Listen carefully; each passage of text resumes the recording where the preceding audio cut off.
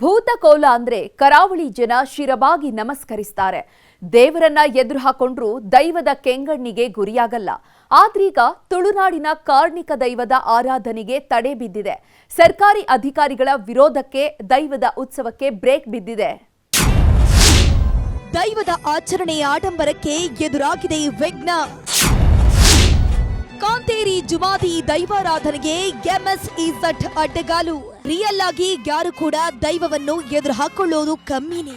ಆದ್ರೆ ಮಂಗಳೂರಿನಲ್ಲಿರೋ ಸರ್ಕಾರಿ ಸ್ವಾಮ್ಯದ ಕಂಪನಿಯೊಂದು ತುಳುನಾಡಿನ ದೈವಾರಾಧನೆಗೆ ತಡೆಯೊಡ್ಡಿ ನಿಂತಿದೆ.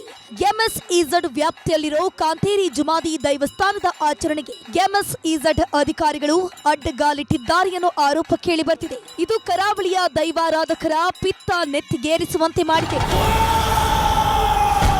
ಹೊರವಲಯದ ಬಜಪೆ ಗ್ರಾಮದಲ್ಲಿ ನೆಲ್ಲಿದಡಿ ಗೊತ್ತುವಿನ ಕಾಂತೇರಿ ಜುಮಾದಿ ದೈವಸ್ಥಾನವಿದು. ಈ ದೈವಸ್ಥಾನಕ್ಕೆ ಬರೋಬ್ಬರಿ 800 ವರ್ಷಗಳ ಇತಿಹಾಸವಿದೆ ಅಂತಾನೆ ಇಲ್ಲಿಯವರು ನಂಬ್ಕೊಂಡು ಬರ್ತಿದ್ದಾರೆ. ಆದ್ರೆ 2006ರಲ್ಲಿ ಕೈಗಾರಿಕಾ ಪ್ರದೇಶದ ನಿರ್ಮಾಣಕ್ಕೆ ಸಾವಿರಾರು ಎಕರೆ ಜನವಸತಿ ಜಾಗವನ್ನ ಸರ್ಕಾರವು ಸ್ವಾಧೀನ ಮಾಡಿಕೊಂಡಿತ್ತು. ಬಜ್ಪೆ, ಬಾಳ, ಕುತ್ತೆತ್ತೂರು, ಪೆರ್ಮುದೆ, ಕೆಳವಾರು ಗ್ರಾಮದ ಸಾವಿರಾರು ಎಕರೆ ಭೂಮಿಯನ್ನ ಸರ್ಕಾರದ ಪಾಲು ಮಾಡಲಾಗಿತ್ತು. ಇದರಲ್ಲಿ ಬರೀ ಭೂಮಿ ಮಾತ್ರವಲ್ಲ, ಸಮೃದ್ಧವಾಗಿದ್ದ ಗದ್ದೆ, ಸಾವಿರಾರು ನಾಗಬನ, ಬ್ರಹ್ಮಸ್ಥಾನ, ದೈವದ ಗುಡಿ ಸೇರಿದಂತೆ ಎಲ್ಲವೂ ಕೂಡ ಭೂ ಸ್ವಾಧೀನದಿಂದ ನೆಲಸಮವಾಗಿದ್ವು. ಆದ್ರೆ ಏನೆಲ್ಲ ಹೋದ್ರೂ 800 ವರ್ಷಗಳ ಇತಿಹಾಸವಿದ್ದ ನೆಲ್ಲಿದಡಿ ಗೊತ್ತಿನ ದೇವಸ್ಥಾನವನ್ನ ಮಾತ್ರ ಯಾರಿಂದಲೂ ಮುಟ್ಟೋಕಾಗಿರ್ಲಿಲ್ಲ. ಇಲ್ಲಿನ ಜಾಗವನ್ನ ಬಲಾತ್ಕಾರವಾಗಿ ತಮ್ಮ ಹೆಸರಿಗೆ ಬರೆಸಿಕೊಂಡರೂ ಕೂಡ ದೈವಸ್ಥಾನ ಮುಟ್ಟೋ ಕೆಲಸವನ್ನ ಯಾರೂ ಕೂಡ ಮಾಡಿರ್ಲಿಲ್ಲ. ಯಾಕಂದ್ರೆ ಅವತ್ತೇ ದೈವ ನುಡಿಯೊಂದು ಹೊರಬಿದ್ದಿತ್ತು. ಯಾವುದೇ ಕಾರಣಕ್ಕೂ ನಾನು ಈ ಮಣ್ಣನ್ನ ಬಿಟ್ಟು ಹೋಗೋದಿಲ್ಲ ಅಂತ ದೈವವೇ ಹೇಳಿಕೆಯನ್ನ ಕೊಟ್ಟಿತ್ತಂತೆ. ಹೀಗಾಗಿ ಸಾವಿರಾರು ಎಕರೆಯ ಕೈಗಾರಿಕಾ ಪ್ರದೇಶದಲ್ಲಿ ಕಾಂತೇರಿ ಜುಮಾದಿ ದೈವಸ್ಥಾನ ಈಗಲೂ ಇದೆ. 2016ರಲ್ಲಿ ಕಂಪನಿಯ ಕೆಲ ಅಧಿಕಾರಿಗಳು ಹೇಗಾದ್ರೂ ಸರಿ ಈ ದೈವಸ್ಥಾನವನ್ನ ನೆಲಸಮ ಮಾಡಬೇಕು ಅಂತ ಜಿದ್ದಿಗೆ ಬಿದ್ದಿದ್ರಂತೆ. ಆದ್ರೆ ಆಗಲೂ ಅದು ಕೈಗೂಡಲಿಲ್ಲ. ಅಂದಿನ ಜಿಲ್ಲಾಧಿಕಾರಿ ದೈವಸ್ಥಾನವನ್ನ ಸ್ಮಾರಕದ ರೀತಿ ಉಳಿಸಿಕೊಳ್ಳುವುದಾಗಿ ಭರವಸೆಯನ್ನ ನೀಡಿದ್ರು. ಜೊತೆಗೆ ದೈವದ ನಿತ್ಯ ಪೂಜೆಗೆ ಒಂದಿಬ್ಬರಿಗೆ ಹೋಗಿ ಬರೋಕೆ ಅವಕಾಶವನ್ನು ಕೂಡ ನೀಡಿದ್ರು.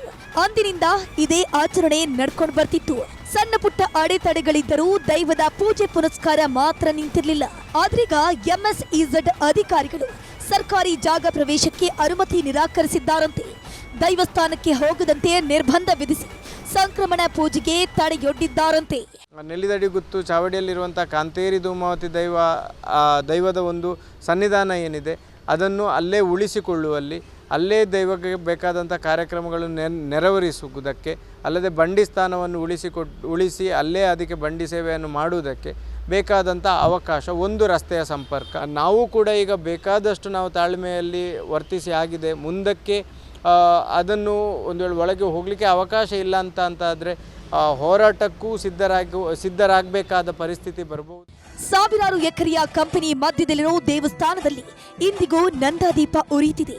ವರ್ಷಕ್ಕೊಮ್ಮೆ ದೈವದ ಕೋಲ ನೇಮಗಳು ನಡೆಯುತ್ತೆ. ಆದ್ರೆ ಈ ಬಾರಿ ಅಧಿಕಾರಿಗಳು ದೈವಾರಾಧನೆಗೆ ತಗಾದೆ ತೆಗೆದಿದ್ದಾರೆ. ಇದು ದೈವಾರಾಧಕರ ಪಿತ್ತ ನೆತ್ತಿಗೇರಿಸಿದೆ. ಸಾಮಾಜಿಕ ಜಾಲತಾಣಗಳಲ್ಲೂ ಭಾರಿ ಆಕ್ರೋಶ ವ್ಯಕ್ತವಾಗಿದ್ದು ನೆಲ್ಲಿದಡಿ ಗುತ್ತು ಉಳಿಸಿ ಅಂತ ಅಭಿಯಾನವನ್ನ ಶುರು ಮಾಡಿದ್ದಾರೆ. ಜಾಗ ಏನಿದೆ ಆ ಜಾಗವನ್ನು ಹೇಗೆ ಕಳವಾರಿನ ಬೆಂಕಿನಾಥೇಶ್ವರ ದೇವಸ್ಥಾನ ಇರಬಹುದು, ಇನ್ನೂ ಅನೇಕ ದೇವಸ್ಥಾನಗಳನ್ನು ಅಲ್ಲಿ ಉಳಿಸುವಂಥ ಪ್ರಯತ್ನ ಆಗಿದೆ. ಅದೇ ರೀತಿ ಕಾಂತೇರಿ ಧೂಮಾವತಿ ದೈವಸ್ಥಾನವನ್ನು ಕೂಡ ಉಳಿಸುವಂಥ ಪ್ರಯತ್ನವನ್ನು ಮಾಡಬೇಕು. ಆ ಜಾಗವನ್ನು ಆ ದೈವದ ಹೆಸರಿಗೆ ಮಾಡಬೇಕು. ಒಟ್ನಲ್ಲಿ ಕೈಗಾರೀಕರಣ ಮತ್ತು ಅಭಿವೃದ್ಧಿಯ ಹೆಸರಿನಲ್ಲಿ ಕರಾವಳಿಯ ದೈವಾರಾಧನೆಗೆ ಬ್ರೇಕ್ ಬಿದ್ದಿದೆ. ಆದರೆ ಕರಾವಳಿ ಮಣ್ಣಲ್ಲಿ ದೈವಾರಾಧನೆಗೆ ತಡೆಯಾದಾಗ ದೈವಗಳೇ ಶಿಕ್ಷಿಸಿದ ಉದಾಹರಣೆಗಳು ಕೂಡ ಸಾಕಷ್ಟಿವೆ.